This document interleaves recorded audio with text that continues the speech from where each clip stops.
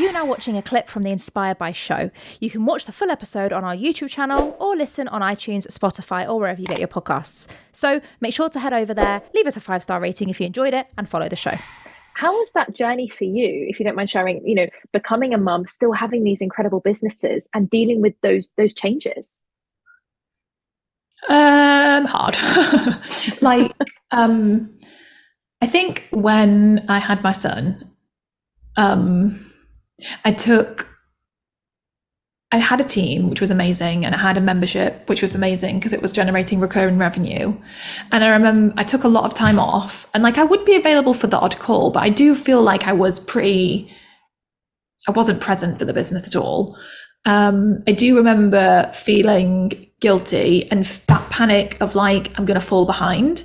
And that kind of panic that started to creep in, because I remember we went on holiday when my son was maybe 3 months old, and it was the January, and we had our best financial month ever. But I look back and all I remember is feeling panicked. I remember as the months went by, I just was I just want to be a mum. And I felt like FEA had been something that I was so clear on. I had such a clear mission and vision on it. And it meant it meant so much to me. But then all of a sudden I had a baby, and it was I just changed so much. It's something else mattered way more all of a sudden. And the business felt insignificant. I didn't want to show up anymore and talk about anything. I just didn't have anything to say anymore. I didn't know what I felt like I'd lost my voice, and it just didn't feel like it mattered to me anymore. And which is then really hard, because it's how can you show up and make a podcast or do a video when you don't really care? I struggle to operate if I'm being inauthentic. I remember making a kind of a comeback video when he was 8 months old. And I remember feeling yeah, I'm ready for this. I was so not ready. And then when he was just over 12 months, I ended up getting pregnant again. And then it went into the pandemic. And then it was all a really weird time. And I've had phases where I've been really inspired and on it and working. And then phases where I'm just the motivation isn't there anymore. My inspiration isn't there anymore. And it's been really challenging to try and figure that out. And I've just I've done all sorts. I've worked with different people, and had crystal singing bowls sessions and all sorts to try and be how do I find my way back to myself, where I can be a mum and also have a mission and something that I want to do. I'm so grateful because we actually have an office, which is so good, because I could not work from home anymore now that Casey's nearly 5 and Marley just turned 3. So now they're that age, it's just impossible when they're around to actually work.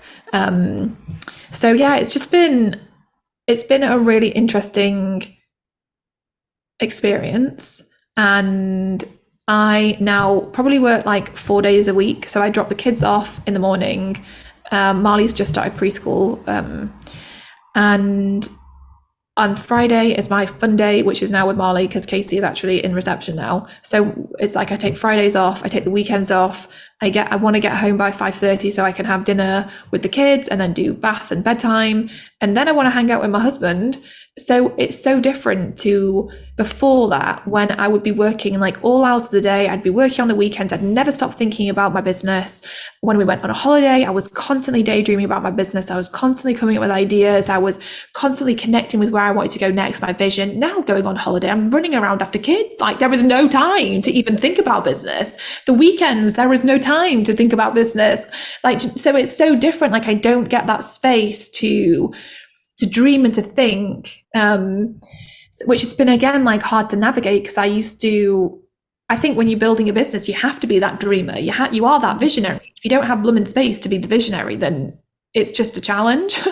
So yes, that's not very positive, is it, what I just said? But I just think it's the truth. And I feel like with the situation I was in, because I've seen people who've had kids and then it's lit a fire under them and they've got so inspired to build a business. That was just not my story. I was just like let's pump the brakes here. I just want to be a mom. And I feel like they're a little bit older now, and I kind of feel like I found my way back to the business a bit more. But like, it's nothing like it was before. Like, it's definitely not on any level like before. And I hope that one day it all slots into place. But yeah, it's not yet. Like, nearly 5 years in, and it still hasn't slotted into place for me. But it's still like, all that said, I am immensely grateful that I have an online business, because it enabled me to live a life that I would not be able to live if I didn't. Like, the freedom it has created. Yet, yes, there is so much pressure and stress some of the time, a lot of the time. But like, because I am the breadwinner for my family. My husband is a stay-at-home dad, which is amazing, but that means the pressure is on me. I mean, obviously, like, if I'd said one day I'm going to quit, he would obviously help figure out with me. But it is on me. And but aside from that, like, it creates freedom. We're able to do amazing things. Like, we're able to go on amazing holidays. My husband's from California, so we just spent all of August in California. And, you know, I couldn't do that if I had a job. And I still get to make a difference, even though half the time I don't even feel like the best version of myself anymore. But yeah, so I am really grateful for this situation, and that's what I do try and come back to, is just being grateful for what I do have, and the life that I've created for myself, because it's so easy to get sucked into the pressure or the stress, or it's not working for this reason, and forget about actually how bloody incredible it actually is. That's just a reminder to myself after I just verbal diarrhea about all the bad stuff. Bringing it back to the positives.